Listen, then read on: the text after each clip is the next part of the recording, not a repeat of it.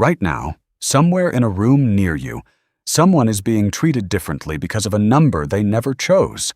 Not their name, not their voice, their height. You've felt it too, whether you noticed or not. And the real answer to what would happen if that number simply disappeared, if every human on Earth woke up tomorrow exactly the same height, is far stranger than you'd expect. Start with the obvious question. Which height would everyone become? Let's say the average, around 5'7" for a global mix of men and women. Not tall, not short, just standard. Overnight, every doorway fits everyone. Every airplane seat feels the same to every passenger. Every basketball hoop suddenly seems a little more unfair to the sport that depended on variation to exist in the first place. Here's a question worth sitting with. If height stopped varying, what other differences would your brain suddenly start noticing instead? Because here's the uncomfortable truth. Humans don't just notice height, they reward it. Economist Nicola Persico, in research on adult stature and social outcomes, found that taller individuals consistently earn more over their lifetimes, even after controlling for factors like education and family background. Other researchers, including psychologists Timothy Judge and Daniel Cable, estimated that each additional inch of height was associated with real, measurable increases in annual earnings, a pattern strong enough to be nicknamed the height premium. Remove height variation, and that premium doesn't disappear. It just gets forced to attach itself to something else. Think about what happens when one obvious signal vanishes from a system that runs on ranking people. The ranking doesn't stop. It relocates. Voice pitch might become the new marker of authority. Jaw structure, posture, the width of someone's shoulders. Humans are remarkably good at inventing new hierarchies the moment an old one gets erased.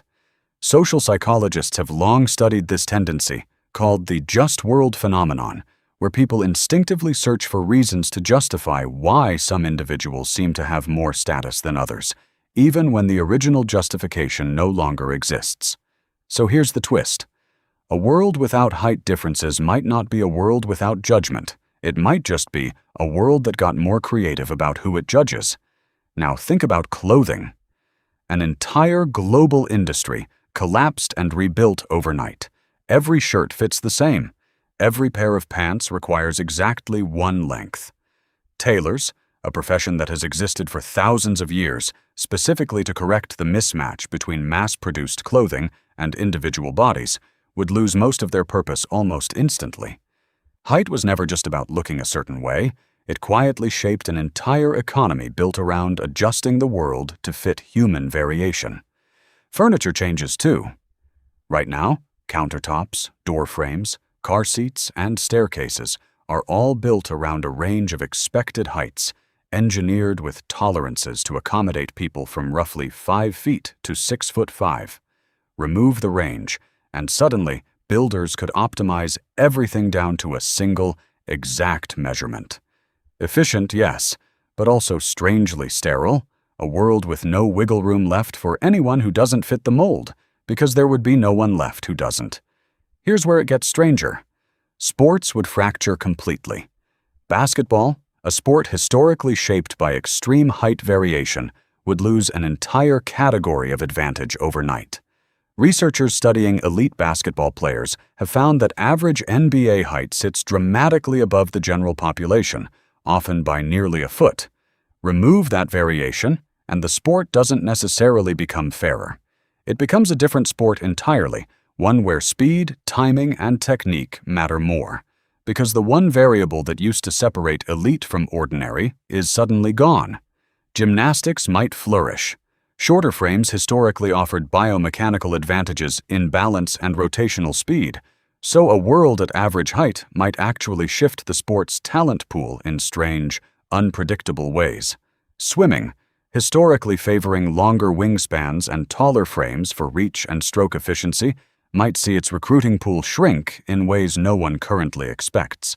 Every sport quietly built its entire structure around the natural range of human bodies. Remove the range, and you don't get fairness. You get a redistribution of who gets to be exceptional. Now here's a twist most people never consider.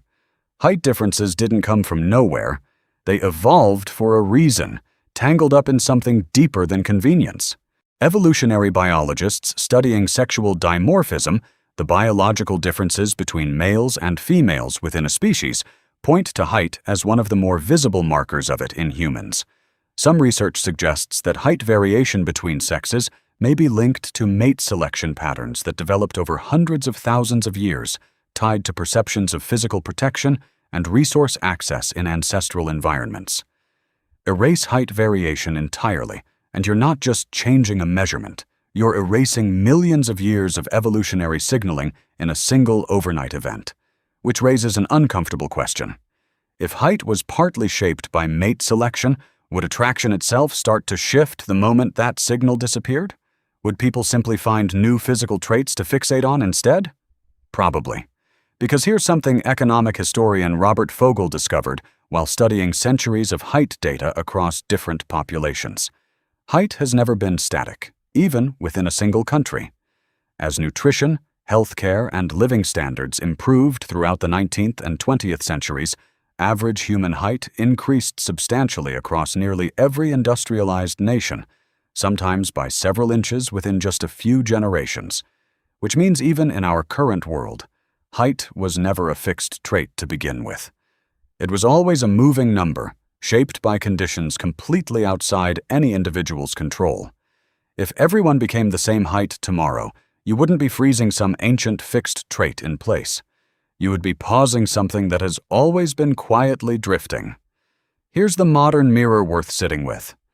Right now, in job interviews, in dating apps, in courtroom perception studies, in political elections, height quietly nudges outcomes in ways most people never consciously register. Multiple studies on political candidates have found that taller candidates win a disproportionate share of elections, even when voters insist height has nothing to do with their decision. You've probably done this yourself without realizing it. Trusted someone slightly more because they seemed to stand a little taller in the room. Felt slightly more intimidated by height you never consciously evaluated. If everyone became the same height overnight, that specific bias would vanish. But bias itself rarely disappears. It just finds a new place to live. Maybe it moves to how deep someone's voice sounds. Maybe it moves to how symmetrical someone's face appears, another trait researchers have repeatedly linked to perceived trustworthiness and competence. Humans seem wired to rank each other on something. Height just happens to be one of the easiest, most visible categories available. So here's the reframe. The real story was never about height itself. It was about what your brain does with any visible difference the moment it exists. Give people a number, and they'll build a hierarchy out of it. Take the number away, and they'll simply find another one. Tonight, when you stand next to someone, whether you're looking up at them or down, notice the tiny automatic calculation your brain runs without asking your permission. That calculation isn't really about inches or centimeters. It's about the very human need to measure each other at all.